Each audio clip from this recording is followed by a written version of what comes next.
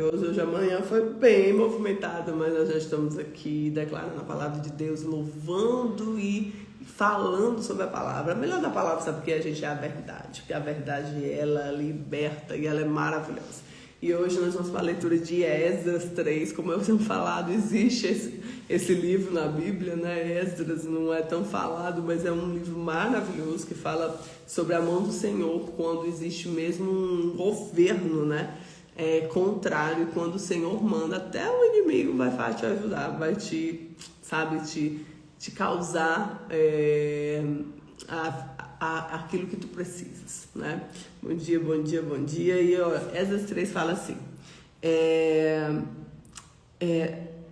a reconstrução verdadeira começa com a presença de Deus. Amém? A reconstrução verdadeira começa com a presença de Deus. A adoração precisa voltar ao centro. O povo reúne em Jerusalém e a liderança de Josué. Deixa eu ver aqui, mas é Josué mesmo. Porque às vezes eu faço as anotações, gente.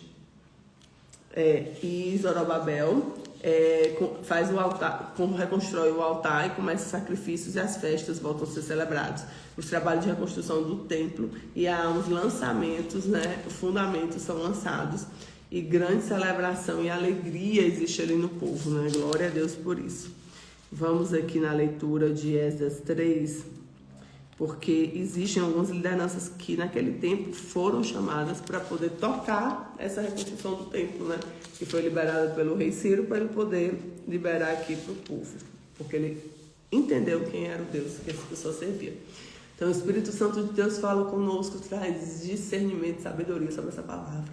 Nós estamos aqui para te buscar, te ouvir, te adorar, meu amado. Fala conosco.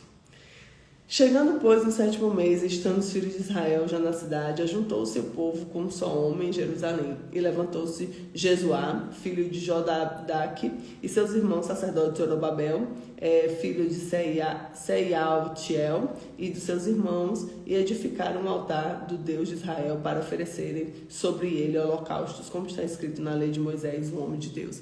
E firmaram o altar sobre as suas bases, porque o terror estava sobre eles por causa dos povos da terra, e ofereceram sobre ele holocaustos ao Senhor, holocaustos pela manhã e à tarde. E celebraram a festa dos tabernáculos, como está escrito. Ofereceram holocaustos cada dia por ordem, conforme o rito, cada coisa em seu dia.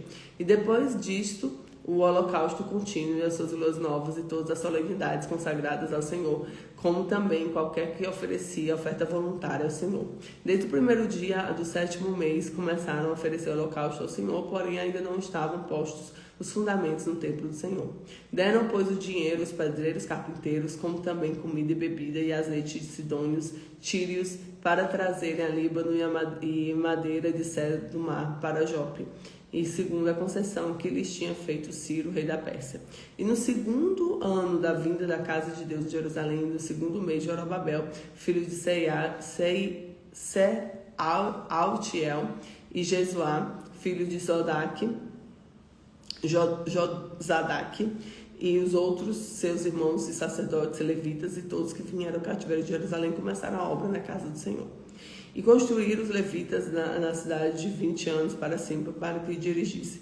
Então se levantou Jesuá, seus filhos, seus irmãos, Cadmiel, seus filhos de Judá, como um só homem, para dirigirem os que faziam a obra na casa de Deus, bem como os filhos de Enadad, seus irmãos os levitas. Quando, pois, os edificadores lançaram o alicerce no templo do Senhor, então apresentaram os sacerdotes já vestidos com trombetas, os levitas, filhos de Asaf, e os símbolos para louvar ao Senhor, conforme a instituição de Davi, rei de Israel. E cantavam juntos por grupo, louvando e rendendo graça ao Senhor, dizendo: porque é bom, porque sua benignidade dura para sempre sobre Israel.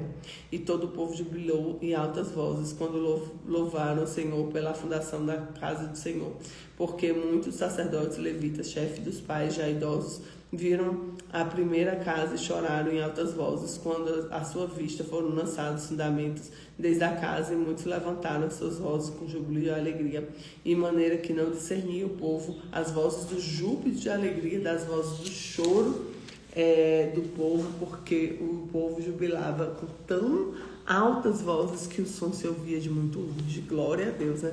Então, o que a gente tira de ensinamento? A adoração deve vir antes da construção. A presença de Deus, ela precisa de ser prioridade na nossa vida. Então, tudo que você for colocar a mão, tudo que você for fazer, primeiro busca a presença de Deus. Segundo, recomeços exigem coragem. Não deixe o medo impedir o seu recomeço. A gente precisa ter coragem para conquistar o novo, para acessar o novo. Amém? Terceiro, Deus honra quem decide reconstruir. O templo restaurado, quando damos o primeiro passo, Deus age. Cada pessoa reage de maneira diferente. O importante é que Deus continua fazendo algo novo. Amém? Então declare hoje comigo: eu vou restaurar o meu altar. Eu vou restaurar o meu altar. Eu vou restaurar o meu altar. Amém. Glória a Deus, glória a Deus. Então, que área da tua vida você vê que precisa ser restaurado, que precisa ser feito, que precisa ser ajustado? Tem coisas na nossa vida que estão caminhando muito bem, mas tem momentos, tem coisas que a gente precisa ter um olhar mais detalhado para aquilo. Então, quando a gente vê o povo reconstruindo o templo, quando nós vemos, as pessoas envolvidas em fazer algo para Deus, não tem como não dar certo. Sempre dá, porque existe propósito no céu. Amém? Fica com Jesus. Para quem entrou, tá aí, Joseph, Deus abençoe sua vida, querido. Deus abençoe, e sabemos que o Senhor tem coisas maravilhosas para nós. E até o governo, ele muda para poder fazer a obra do povo. Então, ele é assim, né? Fica com Jesus.